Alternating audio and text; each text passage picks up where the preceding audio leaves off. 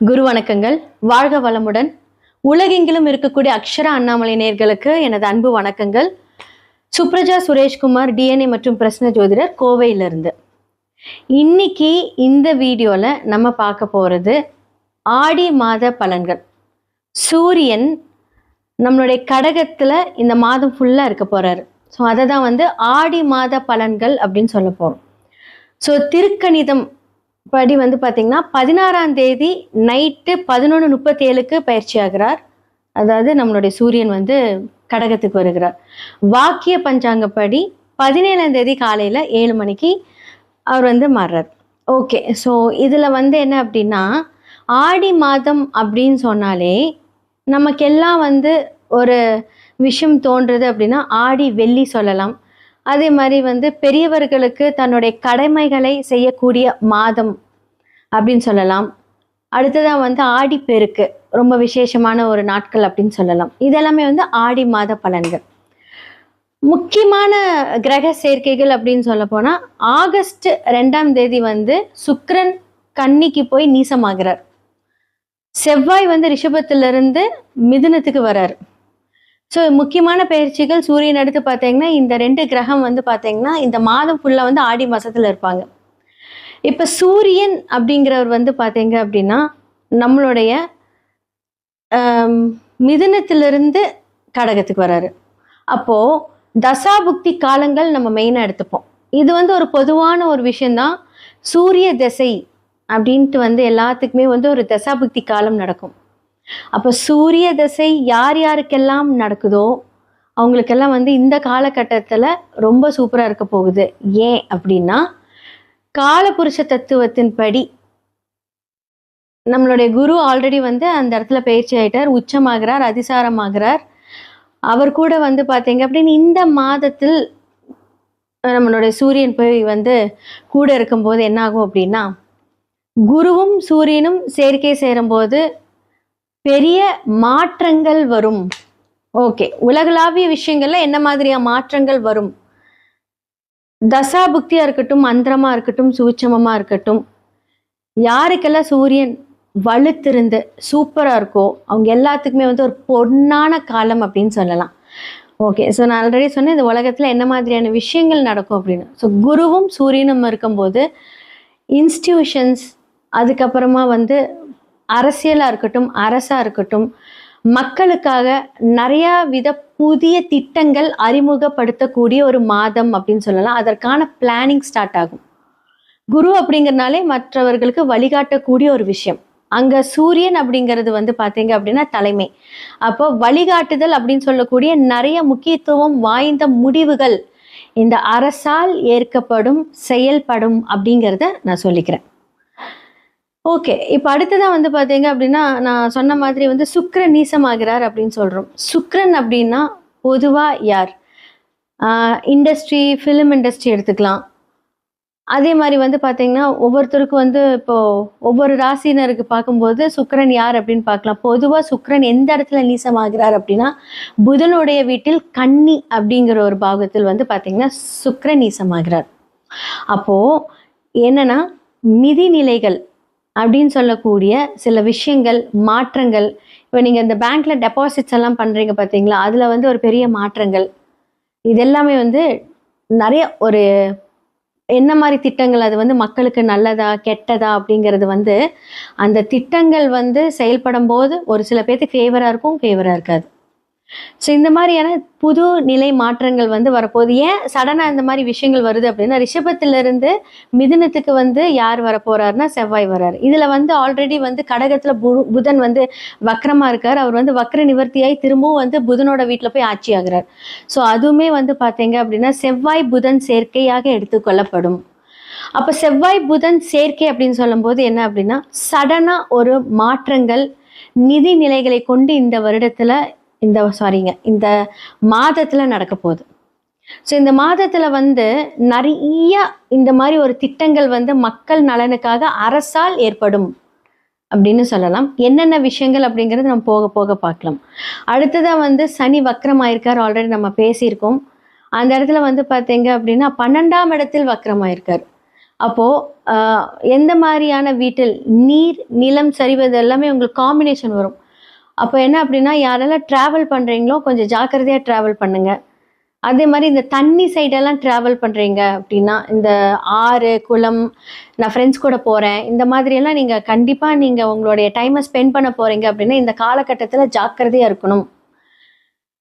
ஏன்னா நிறைய ஆபத்துக்கள் இந்த மாதம் கொஞ்சம் இருக்குது அப்படின்னு தான் சொல்ல முடியும்.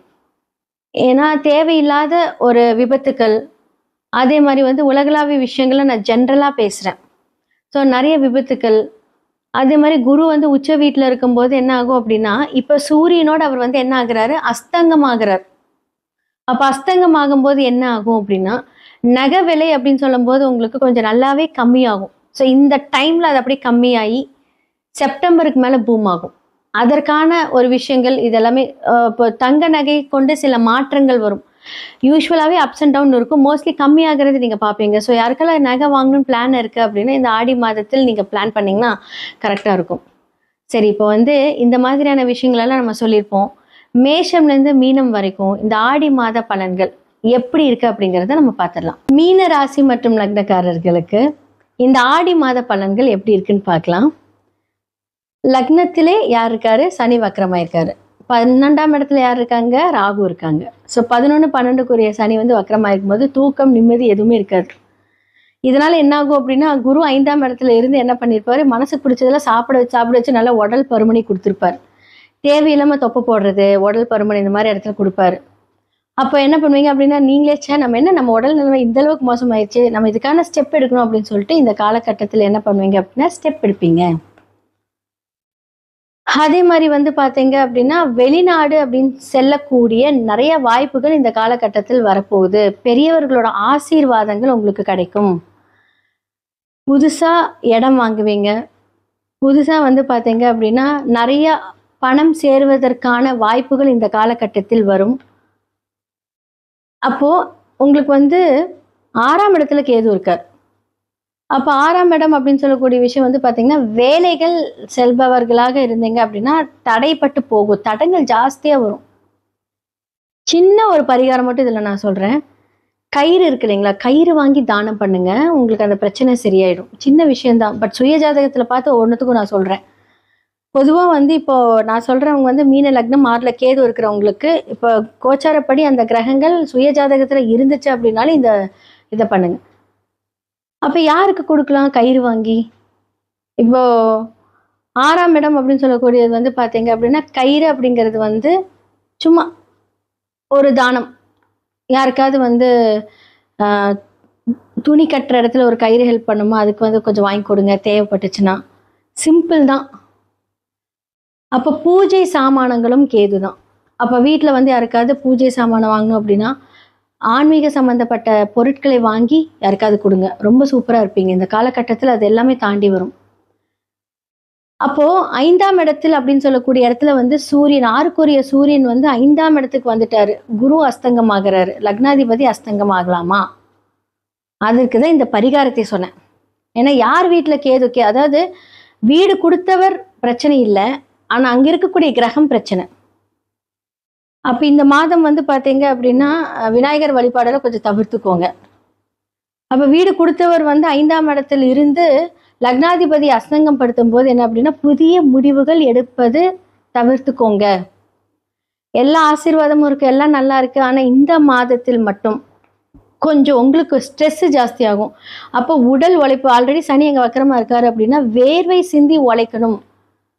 நான் சொன்னேன் இல்லையா, வயிறு ஜாஸ்தியாகும், உடல் பருமன் ஜாஸ்தியாகும். அப்போ அது வந்து இளைக்கிறதுக்கு நிறைய வாக்கிங் போங்க, ஃபுட்டை கண்ட்ரோல் பண்ணிக்கோங்க. அப்போது சில தியாகத்தை நீங்களே பண்ணீங்க அப்படின்னா இந்த கிரகத்தை இயக்கி நீங்கள் கண்டிப்பாக நல்ல பலன்களை அனுபவிக்கலாம். இல்லை நான் வந்து நல்லா சாப்பிடுவேன், இல்லை என்னால எதுவுமே கண்ட்ரோல் பண்ண முடியாது அப்படின்னா கண்டிப்பாக அதற்கான பிரச்சனைகளை நீங்கள் சந்திப்பீங்க. உங்கள் சுய ஜாதகத்தை பார்த்து அதெல்லாமே சரி பண்ணிக்கோங்க. அப்போது ஒரு வீடு நிலம் வாங்குறீங்க அப்படின்னு இந்த காலகட்டத்தில் கண்டிப்பாக பேங்கே உங்களை தேடி வந்து நான் வந்து லோன் கொடுக்குறேன், நீங்கள் வாங்கிக்கோங்க அப்படின்னு சொல்லக்கூடிய அளவுக்கு வந்து வழிய வருவாங்க, ஆப்பர்ச்சுனிட்டிஸ் வரும். அப்போ 7க்குரிய இடத்தில் வந்து பார்த்தீங்கன்னா சுக்கிரன் அப்படின்னு சொல்லக்கூடிய நீசம். ஆண்களாக இருந்தால் பெண்களுடைய உடல்நிலையை கவனிச்சுக்கோங்க. அவங்களுக்கு ஏதாவது மருத்துவ செலவு வர்றதுக்கான வாய்ப்புகள் இருக்கு.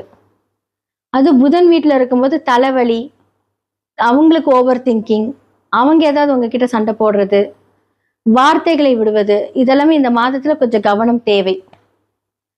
அப்புறம் சுக்கிரன் மாறிட்டாருன்னா ஓகே, ரொம்ப நல்லா இருக்கும். ஆனா ஃபர்ஸ்ட் ஆஃப் ஆல் உங்களுக்கு வந்து பாத்தீங்க அப்படின்னா சுக்கிரன் 3க்குரியவர் 8க்குரியவர் 8க்குரியவர் நீசமாகலாம், சூப்பர், பிரச்சனையே கிடையாது. ஆனா உங்களோட முயற்சி ஸ்தானம் அப்படின்னு சொல்லக்கூடிய விஷயங்கள் வந்து நீசமாகலாமா அப்படின்னா நம்ம வந்து அது முடியாது, பண்ண முடியாது, இவ்வளோவா அப்படின்னு நம்மளே கேள்வி கேட்போம். ஆனா அதுக்கு முன்னாடி நீங்க தான் அதை யோசிச்சிருப்பீங்க. ஆனா உங்களாலே அது முடியாது அப்படிங்கறத தவிர்த்திருப்பீங்க. ஏன்னா உடல் உழைப்பு அப்படிங்கிறது இந்த காலகட்டத்துல ஏதாவது ஒரு வகையில வேர்வை சிந்திட்டீங்க அப்படின்னா சூப்பர். ஏன்னா லக்னத்துல சனி வக்கரமா இருந்தாலும் நிவர்த்தி ஆகிறவரோ சனி இருந்தாலே வேர்வை சிந்தணும், ஹார்ட் ஒர்க் பண்ணணும். ஒன்னா வேலைக்கு போய் ஹார்ட் ஒர்க் பண்ணுங்க, இல்லைன்னா வாக்கிங் போய் வேர்வை சிந்தி ஏதாவது ஒரு வகையில வேர்வை சிந்தணும். அப்போ அந்த காலகட்டத்தில் அந்த கிரகத்தை இயக்கும் போது கண்டிப்பா நமக்கு நல்லது நடக்கும். சரி, கயிறு வாங்கி கொடுக்க முடியல, நான் எதுக்குடா கயிறு வாங்க, நான் எங்க போய் கேட்கறதுன்னா பூஜை சாமானங்கள் பண்ணிக்கலாம். உங்களுடைய ஜாதகத்துல ஒருவேளை அவங்களால வலுத்திருந்தா விநாயகர் கும்பிட்டா கூட சூப்பரா இருக்கும். அது வந்து சுய ஜாதகத்தை பார்க்கணும். இப்ப பெரியவங்களோட ஆசீர்வாதம் இருக்கு, பண வரவுகள், தொழில் வரவுகள் எல்லாமே சூப்பரா இருக்கு. முக்கியமான இந்த ஒரு விஷயத்த மட்டும் டேக் கேர் பண்ணி அதை ஹேண்டில் பண்ணிக்கோங்க, சூப்பரா இருக்க போறீங்க. ஆடி மாத பலன்களா மேஷம்ல இருந்து மீனம் வரைக்கும் ஒவ்வொருத்தருக்கு எப்படி இருக்கும், யார் யார் என்ன பண்ணணும், உலகளாவிய விஷயங்கள என்ன நடக்கும், நம்ம எந்த விஷயத்துல ஜாக்கிரதையா இருக்கணும், யாருக்கெல்லாம் ஃபேவரபிளா இருக்கு அப்படிங்கிறது வந்து நம்ம பார்த்துட்டு வந்தாச்சு. இப்போ இதெல்லாம் நம்ம எப்படி வந்து கன்ஃபார்ம் பண்றது, இதுக்கெல்லாம் பரிகாரம் இருக்கா, எதன் மூலியமாக இந்த பரிகாரத்தை நம்ம வந்து நிவர்த்தி பண்ணிக்கலாம் அப்படின்னா சுய ஜாதகத்தை பாருங்க. ஏன்னா இப்போ வந்து உங்களுக்கு வந்து பிரச்சனைக்குரிய ஒரு கிரகம், இப்போ வந்து உங்களுக்கு வந்து சனி வந்து உங்களுடைய லக்னத்துக்கு ரொம்ப ஒரு பெரிய பிரச்சனைக்குரியவரா இருக்காரு அப்படின்னா அவர் வக்கரமா இருக்காருன்னா அது நல்ல பலன்களை மட்டுமே தரும். இப்போ பொது பலன்களை நான் கேட்டு வந்து அச்சச்சோ நமக்கு இப்படி ஆயிருமோன்னு நினைக்காதீங்க. இந்த மாதிரி கிரக அமைப்புகள் இதெல்லாம் நடக்கும். எனக்கு நிறைய பேர் கால் பண்ணுவாங்க, கால் பண்ணும்போது நீங்க சொல்றது அப்படியே என் வாழ்க்கையில் நடக்குது அப்படின்னு சொல்லுவாங்க. ஆனா ஒரு சில பேர் வந்து நீங்க என்ன இப்படி சொல்றீங்க, எனக்கு அந்த மாதிரிலாம் நடக்கல அப்படிம்பாங்க. அப்போ ஒவ்வொருத்தருக்கும் அது பொருந்தும், ஒவ்வொருத்தருக்கு அது பொருந்தாது. அப்போ என்ன பண்ணலாம், சுய ஜாதகத்தை பார்த்து அதை ரெக்டிஃபை பண்ணிக்கோங்க. ஸோ ஜெம்ஸ்டோன்ஸ் மூலிமா நிறைய வைப்ரேஷன்ஸை நம்ம வந்து சரி பண்ணிக்கலாம். நியூமராலஜி மூலியமாக, ஏன்னா பிகாஸ் இதெல்லாமே வந்து நான் சொல்றதுல பெஸ்ட் சொல்யூஷன், வாழ்க்கை ஃபுல்லாக உங்களோட வழி நடத்தும். ஒரு சில நேம் சேஞ்சஸாக இருக்கட்டும், ஃபோன் நம்பர் சேஞ்சஸாக இருக்கட்டும், அப்போ வந்து அந்த நட்சத்திரங்களின் ஆய்வுப்படி அதை நம்ம சரி செய்துக்கிட்டோம் அப்படின்னா வாழ்க்கையில நிறைய மாற்றங்கள், விதியை மதியால் வென்று நிறைய மாற்றங்கள் மூலியமாக நம்மளுடைய வாழ்க்கையிலையும் சரி, தொழிலையும் சரி, வேலைகளிலும் சரி, செய்யக்கூடிய செயல்பாடுகளும் சரி, நம்ம வந்து அந்த முன்னேற்றத்தை பார்க்கலாம். கண்டிப்பா நடக்குங்க. பிளஸ் நம்மளுடைய கடவுள் வழிபாடு கண்டிப்பா நீங்க இவங்கள தான் கும்பிடணும் அப்படின்னால நான் சொல்லவே மாட்டேன். உங்களுக்கு பிடிச்ச இஷ்ட தெய்வம், உங்களுடைய குல தெய்வம். சில பேர் வந்து பாத்தீங்க அப்படின்னா மதம் மாறி பார்ப்பீங்க, நிறைய பாத்தீங்க அப்படின்னா எனக்கு கால்ஸ் வருது. அவங்களுக்கெல்லாம் வந்து பாத்தீங்கன்னா உங்களுடைய இஷ்ட தெய்வத்தை வேண்டிக்கோங்க, நிறைய ப்ரே பண்ணுங்க, மேனிஃபெஸ்ட் பண்ணுங்க. உங்களுக்கு ஒரு காரியம் வேணும் அப்படின்னா மேனிஃபெஸ்ட் பண்ணுங்க. வாழ்க்கையில் முன்னேறுவதற்கான குறியீடுகள் நிறைய இருக்கு. அப்போ நீங்க வந்து ஜாதகம் பார்க்கும்போது அடிஷ்னலா வந்து பார்த்தீங்க அப்படின்னா இதெல்லாம் நீங்க சரி செய்துக்கிட்டீங்க அப்படின்னா எவ்வளோ பிரச்சனையா இருந்தாலும் அதுல நம்ம ஃபேஸ் பண்ணி நடக்கக்கூடிய வழிகளை கண்டிப்பா நான் காமிப்பேன். ஸோ கண்டிப்பா நான் சொல்ற இந்த பரிகாரங்கள், இந்த விஷயங்கள் எல்லாம் நம்ம செய்யும்போது நிறைய மாற்றங்கள் வரும்போது நமக்கு புது புது விஷயங்கள் மேல நம்பிக்கை வரும். அப்ப ஜோதிடத்தில் வந்து பாத்தீங்க அப்படின்னா எல்லாத்துக்குமே சொல்யூஷன் இருக்கு. பிரச்சனை வருது அப்படின்னா அங்க சொல்யூஷன் இருக்கு. அது எப்படி அந்த பாவக ரீதியாக, ராசிகள் ரீதியாக, ஸோ எதுக்கு அதை கரெக்டா வந்து ஆப்டா நம்ம வந்து வாழ்வில் பரிகாரங்கள் செய்தால், சில பேர் வந்து பாத்தீங்கன்னா கோயிலுக்கே போக மாட்டாங்க. நான் மற்ற மதத்தை சொல்றேன், நான் கோயிலுக்கெல்லாம் போக மாட்டேங்க, நான் இந்த பரிகாரம் அப்படின்னு சொன்னீங்க அப்படின்னா வாழ்வியல் பரிகாரங்கள் மூலியமாக கண்டிப்பா மாத்திக்கலாம். ஸோ வாழ்வியல் பரிகாரம் அப்படின்னா ஒருத்தருக்கு 8ஆம் இடம் பாதிச்சிருக்கு அப்படின்னா அவங்களுக்கு வந்து துப்புரவு தொழிலாளர்கள், கிளீன் பண்றவங்க, அவங்க வந்து பாத்தீங்க அப்படின்னு 9ஓட கனெக்ட் பண்ணாங்கன்னா நான் வந்து கோவில்ல வேலை செய்யறவங்களுக்கு, கிளீன் பண்றவங்களுக்கு உதவி பண்ணுங்க. அந்த கரெக்டா அந்த காம்பினேஷன்ஸ் வந்து ஆட் பண்ணி ஜஸ்ட் ஒரு 100 rupees 50 rupees சாப்பிட வாங்கி கொடுங்க. இது மூலியமாக உங்களுக்கு தீர்வுகள் வரும். இதைத்தான் வாழ்வியல் பரிகாரம் அப்படின்னு நான் சொல்றேன். அப்போ உங்களோட சுய ஜாதகத்தை பார்த்து அந்த வாழ்வியல் பரிகாரங்கள் மூலியமாகவும் இல்லை சில பேருக்கு எனக்கு கோவில் தான் வேணும் அப்படின்னா கோவில் பரிகாரங்கள் மூலியமாகவும் உங்களுடைய பிரச்சனைகளை தீர்த்து நல்ல வழி கண்டிப்பாக கிடைக்கும்.